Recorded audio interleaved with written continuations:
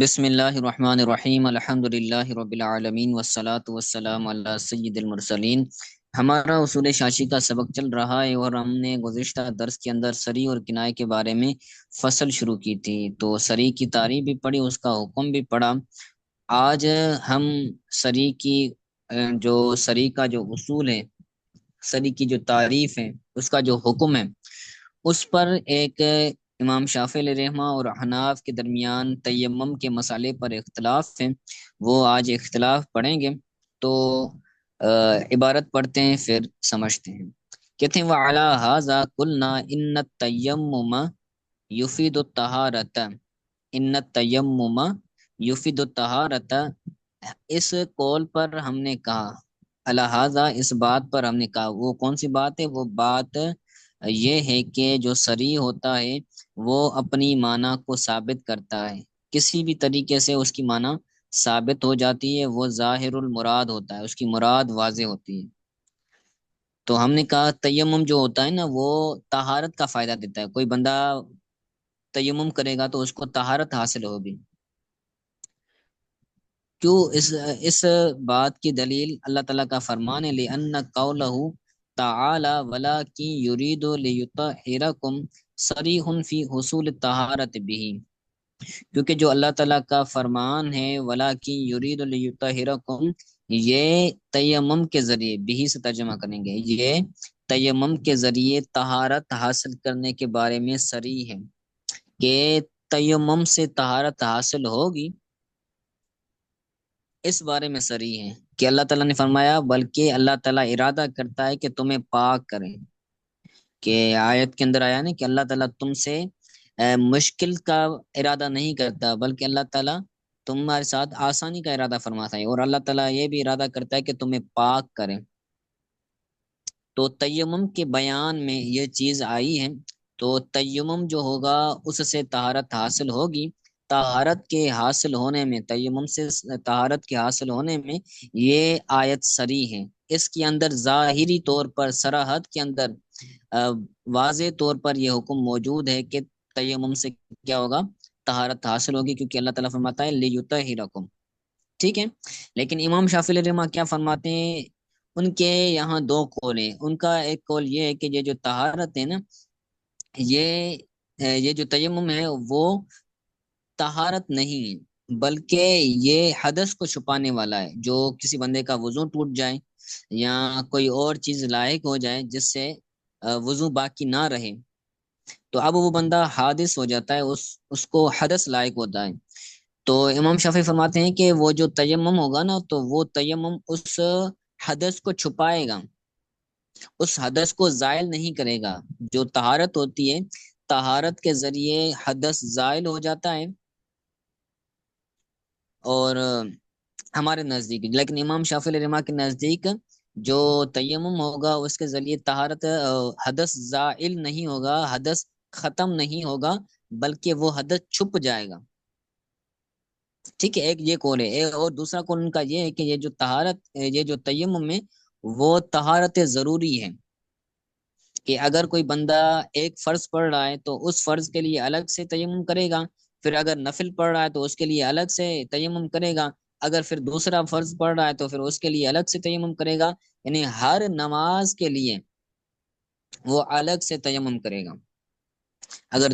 ذکر کر رہا ہے تو ذکر کے لیے الگ تیمم کرے گا، وعلی ھذا القیاس، ہر عبادت کے لیے متعدد تیمم کرے گا۔ یہ دو امام شافعی علیہ رحمہ کے قول ہیں۔ کہتے ہیں وللشافعی علیہ الرحمہ فیہ قولان، اس بارے میں یعنی تیمم کے بارے میں امام شافعی علیہ رحمہ کے دو قول ہیں۔ ان میں سے پہلا قول انہ طہارۃ ضروریۃ، یہ جو تیمم ہے یہ طہارت ضروریہ ہے، یعنی جتنی مقدار کی ضرورت ہوگی اتنی مقدار ہم اس کے ذریعے طہارت حاصل کریں گے۔ اگر فرض پڑھنا ہے تو فرض کے لیے طہارت تیمم کریں، ٹھیک ہے۔ یہ امام شافعی علیہ رحمہ کا پہلا قول ہے۔ والآخر، اور دوسرا قول، جی یہ بعد میں انشاءاللہ پوچھتے ہیں، سوال ہے بعد میں چلیں ٹھیک، پوچھتے ہیں۔ جی جی۔ اور دوسرا قول کہتے ہیں والآخر، امام شافعی علیہ رحمہ کا دوسرا قول یہ ہے کہ انہ وہ جو تیمم ہے لیس بطہارت، تیمم طہارت نہیں ہے، تیمم کے ذریعے طہارت حاصل نہیں ہوگی، بل ہوا ساتر للحدث، بلکہ وہ حدث کو چھپانے والا ہے، حدث کو مخفی کرنے والا ہے، جیسے میں نے پہلے عرض کیا، یعنی جو طہارت ہوتی ہے نا، طہارت کے ذریعے حدث زائل ہو جاتا ہے، حدث ختم ہو جاتا ہے، لیکن امام شافعی کیا فرماتے ہیں کہ حدث زائل نہیں ہوگا، حدث ختم نہیں ہوگا، بلکہ تیمم کیا کرے گا، اس کو چھپا دے گا، حدث کو چھپا دے گا۔ ٹھیک ہے، ہمارے نزدیک تیمم جو ہوگا وہ تیمم کے ذریعے طہارت حاصل ہوگی، تو یہ اختلاف ہوگا، امام شافعی فرماتے ہیں اس کو چھپائے گا، ہم کہتے ہیں کہ اس کو ظاہر کر دے گا۔ ٹھیک ہے، تو اس اختلاف پر متفرق مسائل جو ہیں وہ اخذ ہوتے ہیں، متفرع ہوتے ہیں، اور ان کے نزدیک بعض چیزیں ناجائز ہو جاتی ہیں، ہمارے نزدیک جائز ہو جاتی ہیں۔ ٹھیک ہے، تو وہ اختلافات والی چیزیں بیان کرتے ہیں، مثالوں کے ساتھ کہتے ہیں وَعَلَى هَذَا يُخَرِّجُ الْمَسَائِلُ عَلَى مَذْهَبَيْنِ، اس اختلاف پر دونوں مذہبوں پر مسائل نکلتے ہیں، اس یہ اختلاف مسائل پر استاد جی دونوں کیا مذہبوں مفعول ہے؟ مسائل جو ہے وہ فاعل بنے گا، جی صحیح۔ مسائل نکلتے ہیں، تخریج ہوتے ہیں جی صحیح۔ دونوں مذہبوں پر، من جوازی، اب یہاں پر یہ جو من ہے نا، یہ من بیانیہ ہے، اس کا تعلق وضاحت کرنے کے ساتھ ہے، یعنی جواز ہی قبل الوقت، یعنی اس تیمم کے جائز ہونے کا، جائز ہونا وقت سے پہلے، ہمارے نزدیک اگر ظہر کا وقت داخل نہیں ہوا تو اس سے پہلے بھی تیمم بندہ کر سکتا ہے، جبکہ امام شافعی علیہ رحمہ کے نزدیک اگر اس نے تیمم کر کے ظہر کی نماز پڑھنی ہے تو اب ظہر کی نماز کا وقت داخل ہونے کے بعد وہ تیمم کرے گا۔ ٹھیک ہے، تو عندنا جاز ہے، ہمارے نزدیک وقت سے پہلے تیمم کرنا جائز، امام شافعی کے نزدیک وقت سے پہلے تیمم کرنا جائز نہیں ہے۔ وَأَدَاءِ الْفَرْضَيْنِ بِتَيَمُّمٍ وَاحِدٍ، اور ایک تیمم سے دو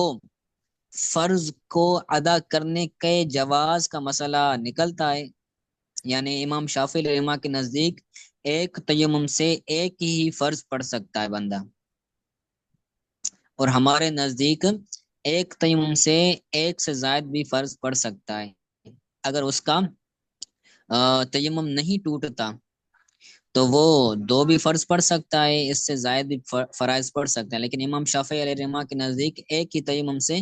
وہ بندہ ایک ہی نماز، ایک ہی فرض ادا کرے گا۔ ٹھیک ہے، وَإِمَامَةِ الْمُتَيَمِّمِ لِلْمُتَوَضِّئِينَ، متودعین اس میں فاعل کا صیغہ ہے، جمع کا صیغہ ہے، وضو کرنے والے، تو متیمم یعنی تیمم کرنے والے کا وضو کرنے والوں کی امامت کرنا، یہ بھی ایک مسئلہ ہے کہ جو بندہ تیمم کرنے والا ہے تو وہ وضو کرنے والے شخصوں کا، وضو کرنے والے لوگوں کا امام بن سکتا ہے ہمارے نزدیک، لیکن امام شافعی علیہ رحمہ کے نزدیک جو بندہ تیمم والا ہے وہ وضو کرنے والوں کا، وضو جن کا ہے ان کا امام نہیں بن سکتا، تو یہ بھی اختلاف نکلا۔ وجواز ہی بدون خوف تلف النفس، وجواز وجواز ہی بدون خوف تلف النفس، اور اس تیمم کا جائز ہونا جان کے جانے کے خوف کے بغیر بھی، یعنی اگر کسی بندے کے جانے کا، کسی بندے کے مرنے کا خوف ہو کہ اگر یہ بندہ وضو کرے گا تو اس کی جان چلی جائے گی، اس کو ایسی بیماری ہے یا ایسی سردی ہے کہ وہ اس سردی میں اگر پانی کو چھوئے گا، پانی سے وضو کرے گا تو یہ بندہ مر جائے گا یا اس کو ایسی بیماری لائے گی۔ ٹھیک ہے، تو امام شافعی رحمہ کے نزدیک تب وضو جائز ہے کہ جب وہ اس کے مرنے کا خوف ہو،